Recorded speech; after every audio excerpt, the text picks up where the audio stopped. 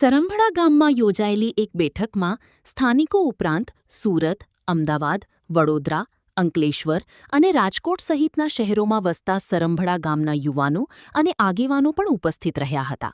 આ બેઠકમાં સર્વાનુમતે નિર્ણય લેવાયો કે ગામની નદીમાંથી હવે કોઈપણ સંજોગોમાં ગેરકાયદેસર રીતે રેતી ઉપાડવા દેવામાં આવશે નહીં. ગ્રામજનોએ આગામી સમય માટે એક કાર્યયોજના પણ ઘડી છે. જો ફરીથી રેતી ચોરીનો પ્રયાસ થશે તો સંબંધિત વાહનો, વ્યક્તિઓ અને તેની સંપૂર્ણ વિગતો પોલીસ તથા ખાણ ખનીજ વિભાગને આપી કડક કાર્યવાહીની માંગ કરવામાં આવશે. ગામના યુવાનોએ નદીને બચાવવા માટે સતત દેખરેખ રાખવાનો સંકલ્પ લીધો છે. સુરત, અમદાવાદ અને રાજકોટ જેવા શહેરોમાંથી આવેલા તમામ યુવાનોએ ગામમાં આવીને મોટો સહકાર આપ્યો છે. શેત્રુંજી નદીમાં થતા ખનનથી પર્યાવરણ અને જલસ્ત્રોત બંનેને મોટું નુકસાન થઈ રહ્યું છે. આ સંજોગોમાં જે ઝુંબેશ ઉપાડવામાં આવી છે તેની અમે સંપૂર્ણ જવાબદારી સાથે આગળ ધપાવીશું. આગામી દિવસોમાં નદીમાંથી રેતીનો એક ફેરો પણ ન ભરાય તે માટે તમામ લોકોએ પ્રતિજ્ઞા લીધી છે. શેત્રુંજી નદીમાં રેતીનું ખનન થાય અને પર્યાવરણ અને પાણીને બેને નુકસાન થાય, આવા સંજોગોમાં જે ઝુંબેશ ઉઠાવી છે એ ઝુંબેશ અમે જે યોગ્ય અને જવાબદારી સાથે નભાવવા આપ સૌને વિનંતી કરીએ છીએ. આપ સૌ ભેગા થઈ અને આ કાર્યને આગળ ધપાવો. તેમજ આવતા દિવસોમાં કોઈ જગ્યાએ ક્યાંય પણ કોઈનો એક ફેરો પણ ભરાય નહીં એવી એ માટેની બધાએ પ્રતિજ્ઞા લીધી છે. બધા એક થઈ અને આ રેતીનું ખનન બંધ થાય એ માટેની કાર્યવાહી કરીએ છીએ. એના માટે અમને સરસ રિસ્પોન્સ મળ્યો છે. તમામ ગામના તમામ ગ્રામજનો અહીં હાજર રહેશે. અમારી લડાઈ ફક્ત ને ફક્ત જે આ ખનીજ ચોરી કે રેત માફી કરે છે એની સામે છે. પણ અમુક સામાજિક તત્વો જે રેત માફિયાઓ છે એ ગામની અંદર અરાજકતા ફેલાવે છે. અમારી લડાઈ એની સામે છે અને આજે તંત્રને અમે રજૂઆત કરી છે.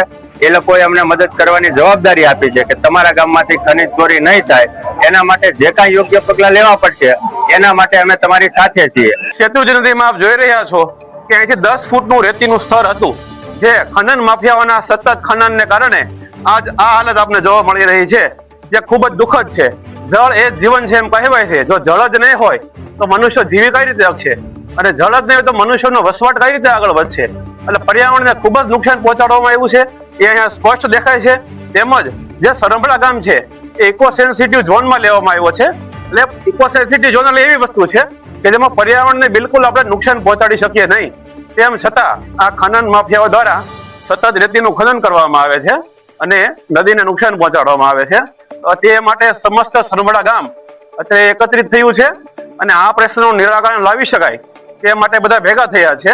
તો ઝડપથી આનું નિરાકરણ લઈ શકાય તે માટે તંત્રને અમે રજૂઆત કરીએ છીએ. ખનીજ માફિયાઓ આ બધી રેતી અમારા ગામમાં 10 ફૂટ પહેલા ઊંચી હતી નદી, અત્યારે 10 ફૂટ જેટલી નદી નીચી થઈ ગઈ છે.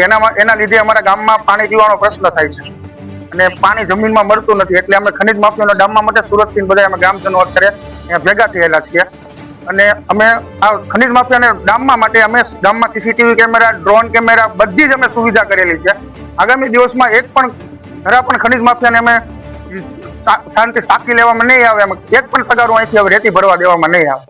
સરંભડા વિસ્તાર ઇકો સેન્સિટિવ ઝોનમાં આવી છે, જ્યાં સિંહ અને દીપડા જેવા વન્ય પ્રાણીઓની અવરજવર રહી છે.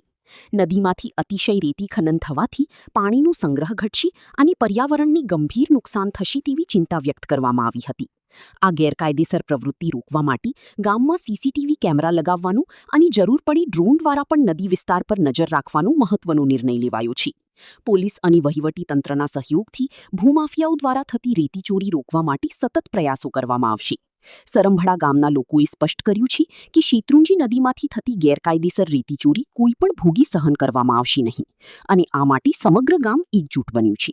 કૌશિક પટેલનો રિપોર્ટ, હિન્દ ટીવી.